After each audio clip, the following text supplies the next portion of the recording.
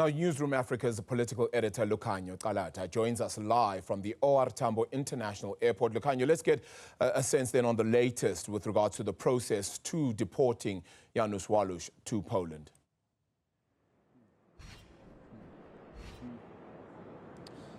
Arabella, good afternoon. Yes, as you rightly point out, we are now almost at the last end of that process. You know, earlier today, the ministers obviously briefed us in terms of the handover from one department to the other, obviously in preparation for Walus's deportation back to Poland today, where we expect him to be received, of course, as a national hero based on all of the reporting and all of the just some of the reports that we have seen coming out of Poland, where he has gained almost iconic status for what he did to the former, commander of the MK, Chris Hani. But to give us more, details as to where the process is now, Arabella, I am joined by Athlenda Mathe, who is, of course, the spokesperson for the South African Police Service. Ma'am, thank you so very much for joining us.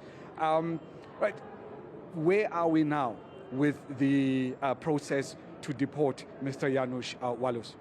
Well, a very good afternoon, and thank you for the opportunity. You will appreciate that this is a highly sensitive matter. This is a high-risk operation, and we cannot divulge much details, but we can confirm that this particular operation has been escalated to the nut joints because of the threat, the potential threat that is there. We know that a lot of people are disgruntled by the outcome. We do know that there are a lot of people that are unhappy. So we have put the necessary measures in place to ensure that this process takes place in a safe and secure environment. I can confirm that there is a convoy that is on its way to the Tambo Airport. Members of the Special Task Force of the SAPS are leading and facilitating this particular convoy. As I've indicated, there is a potential threat, firstly on the life, and secondly on this particular convoy. So we saw it befitting to ensure that the necessary security measures are put in place and that we beef up security along the route. I can confirm that this route that the convoy is utilizing is being highly monitored. We've also beefed up security at the airport. So what then happens once Mr. Walus gets to the airport? Look, I can confirm that in terms of process, correctional services handed over to Home Affairs. We are escorting and supporting Home Affairs.